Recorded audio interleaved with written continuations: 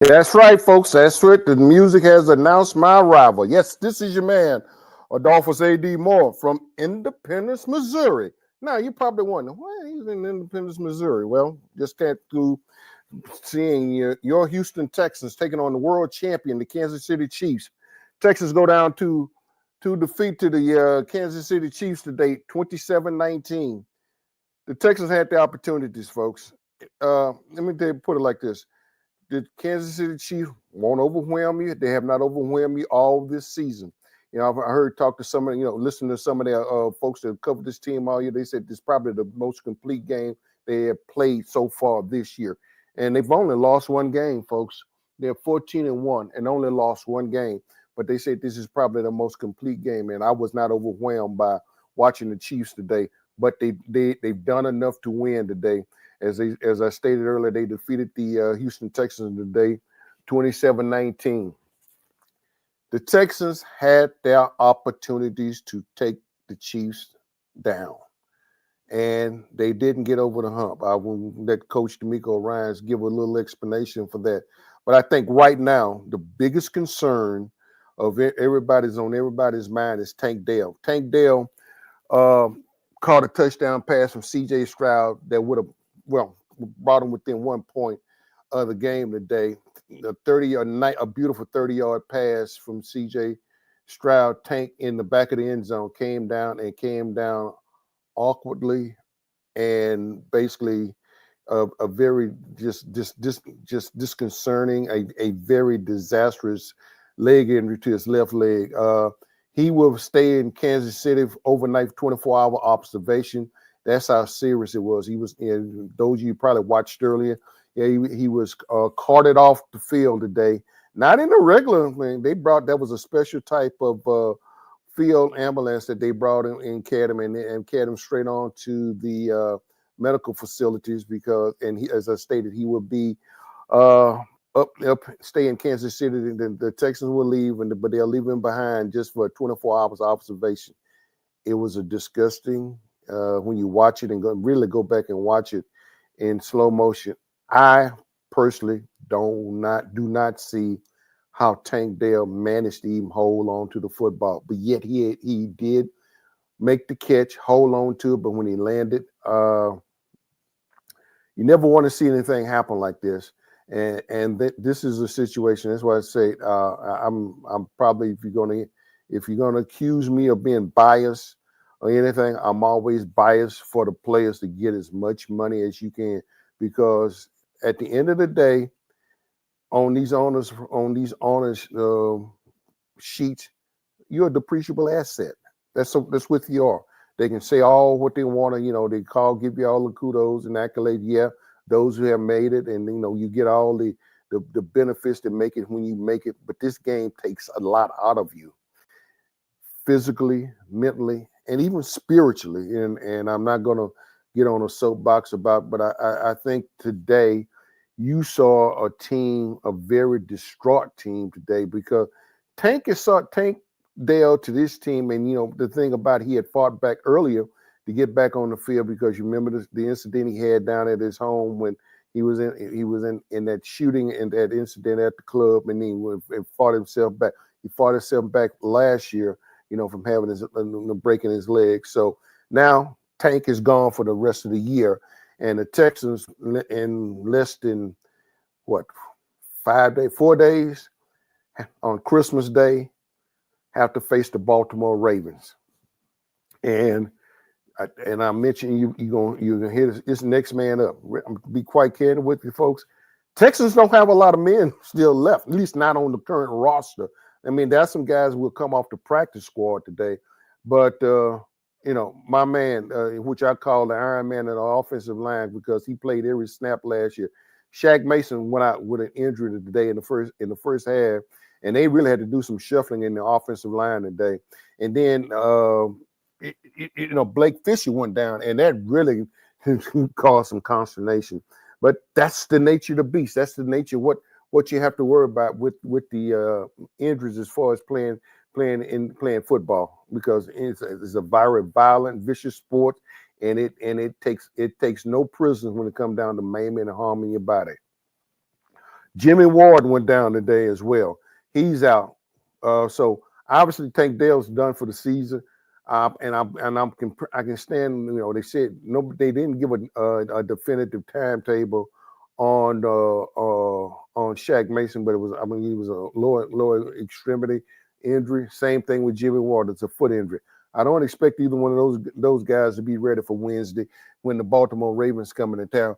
But matters not. Games on the schedule, and the Texans are going to be ready to play at 3:30 on Christmas Day. So, further thoughts about this game today, and I think that, as I mentioned earlier, the Texans had their opportunities to take this team, to take the defending champion. One thing, and let me just say this, and I'm going back to an old fighters analogy. This, if everybody thought this was going to be a Buster Douglas moment with Mike Tyson, didn't quite happen, because if you're going to take the champion down, you got to beat the champion. And the opportunities were there today for the Texans to win. They didn't accomplish the task. It's not that they didn't try, but they, in their minds, they say, well, we can play against these guys. Let me tell you something. The Kansas City Chiefs gets everybody's A game, and they've only lost one time. That was against the Buffalo Bills.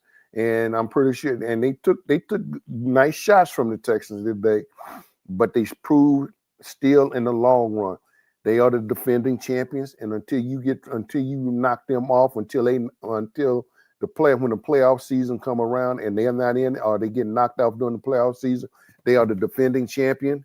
And you're just gonna have to. And folks, you might be tired of them, but as the situation as it unfolds right now, they are still a defending champion. Hail to the Chiefs. Just got I asked D'Amico Ryans about the opportunity that the Texans had today. Like by the 9:56 mark, third period, Texans stopped the Kansas City Chiefs on the 49, right there, almost midfield, 4th and 1. And the Texans stopped them, and I thought there was a chance for them to really seize momentum. Didn't do it. They did not do it. So just see what Coach D'Amico Ryans has to say.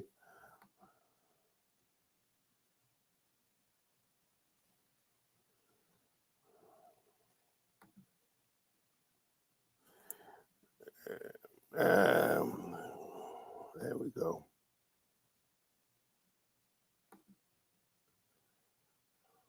Having a little.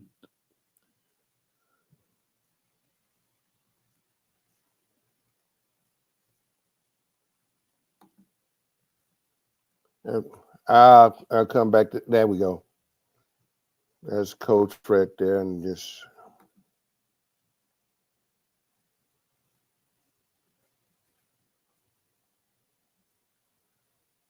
Well, having technical difficulties here, and look like they want to.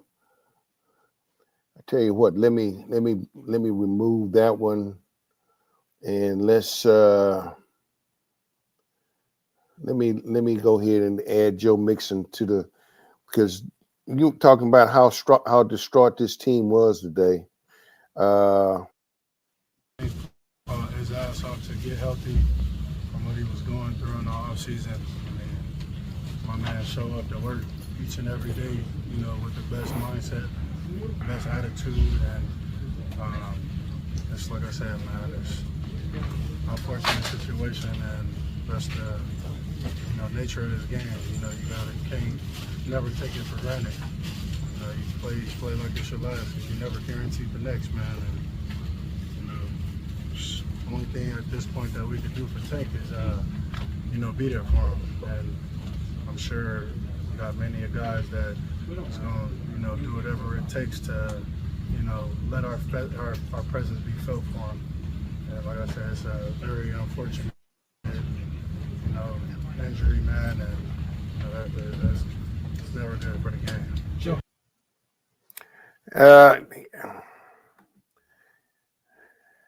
Yeah, Joe Mixon, and I think he's echoing the sentiments of just about everybody on it. In fact, I can almost say to a man, to a person, echoing the sentiments of everybody on the Houston Texans, even on the Kansas City Chiefs team today. Pat Mahomes was mentioning that they're going to be checking in on Tank today, and they're all praying for his recovery. I cannot emphasize the fact that this is a violent game. I know what the NFL tries to do, but no matter all the rules in the world are not going to avoid the situation as occurred today in the third quarter when Tank went down. And again, I am amazed that Tank was even able to hold on and complete the touchdown catch, 30-yard. And he went up and came down and really came down and made and completed the catch. So hats off to this guy. CJ, if I don't know how many folks might have got paid attention, but CJ is a pretty strong, mentally strong person. But in this presser today, and CJ just, and if you probably noticed him on the field today, Joe Mixon had to basically sort of grab CJ and try to, talk him into it, because CJ lost it for a moment out there, because he and Tank, came in together, formed a unique bond between player, receiver, not only just receiver and quarterback, but just as brothers, as a human being, and which goes far beyond teammates. And for those of you that have good friends and so forth, that they best boys. And so he was very distraught on that field today, and it took a little while for him to get his mental mojo back to try to go back to playing the game. But the nature of the beast, and today, and even his presser, and I made an editorial decision not to really show that much of it today, because whatever questions that you probably could have put to CJ's whole presser was pretty much about Tank and Tank survival and everything. But I want to go back and add Coach Ryan and talking about the opportunities that the Texans had today, but did not take advantage of it. Third quarter, y'all could not seize the momentum after you had stopped KC on that 4th and 1. What was it that just kept y'all from just really jumping over the hurdle? Yeah, for us, it all go. I mean, we'll go back and we'll watch the film and see what really happened. But for me, versus a really good team, we have to step up and make plays to win the game. And that's what it all comes down to. That was our message on Tuesday to our guys. It's going to come down to us making a play to win the game, right? Kansas City is not a team that's going to mess it up. You have to go and beat them, and you have to make plays, and that's all it comes down to. We're right there. We had our moment. We had our opportunity.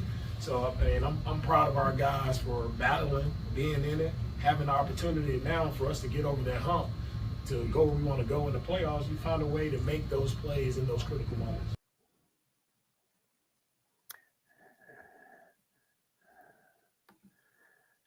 I think that pretty well sums it up. The Texans have got to find a way to get over the hump. They have got to find a way to make the plays against the teams that, in order for you to beat the man, then you got to walk that aisle. Somebody probably heard that. I know I'm telling old wrestling terminology. You got to be able to walk that aisle in order to beat a man. You got to beat the man. Texans hadn't gotten there yet. They are climbing the Matterhorn, but they haven't made it to the summit yet. And they're learning along the way.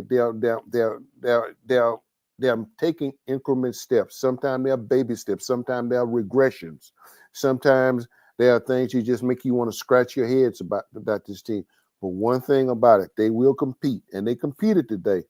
But as Coach Ryan mentioned in his presser and answering to my question, they're not, the good teams are not going to beat themselves. You have to go beat good teams. And the Texans are a good team trying to become a better team and trying to become the best team. And in order for you to do all that, you got to go through some changes. And this team this year has gone through some changes. Great expectations. Have they met all their expectations? No, they have not. The Texans are nowhere close. But as far as I'm concerned, at the beginning of the year, and I stated this unequivocally, Texans are 9-6. I'd already predicted the Texans to be 11-6. So, which Texans team? That will be a team that's going to show up Christmas Eve at 3:30 to take on the Baltimore Ravens. They're going to have to line up and go play, and that's just the nature of the beast. They will go play. They will face, and they're going to they are going to compete.